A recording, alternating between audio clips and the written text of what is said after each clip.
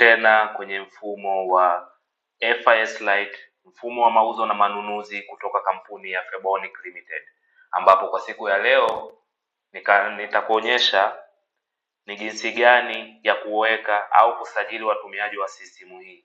Tuseme umechukua software hii au mfumo huu katika ofisi yako, unataka kuongeza idadi ya watumiaji. Kwa hiyo hatua ya kwanza, nitaingia kwenye mfumo kwa kuingiza jina la mtumiaji na neno la siri. Baada ya hapo, nitakuja kwenye option ya msingi, then nitachagua watumiaji. Kwa sasa hivi mtu pekee anaweza ka login ni admin ambaye jina lake ndo hili. Nikitaka kuongeza, nitabonyeza batani hii ya ongeza mtumiaji mpya. Baada ya kubonyeza, nitatakiwa kuweka details za mtumiaji huyo, ambapo mimi jina lake nitaweka user, na hapa nitaweka user, barua pepe kama ipo, namba ya simu nitaweka, jukumu lake yeye ni user wa kawaida, neno la siri nitaweka hivi.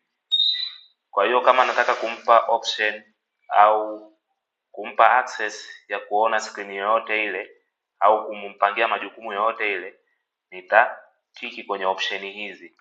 Kwa mfano nataka aweze kuona category za bidhaa, aweze kuziongeza, aweze kuziedit kama amekosea, aweze kufuta, au kama ni vyote naweza nikampa mtu option ya screen ambazo nataka.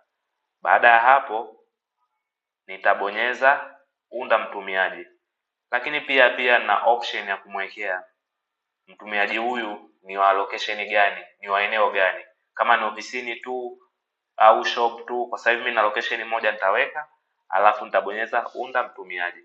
Kwa hiyo mtumiaji huyu niliyomweka ataweza kuingia kwenye mfumo kwa kutumia jina hili, password ambayo nimemwekea. Kwa hiyo watumiaji wa system watakuwa kutoka mmoja mpaka wawili ambayo nimemweka hapa. Asante.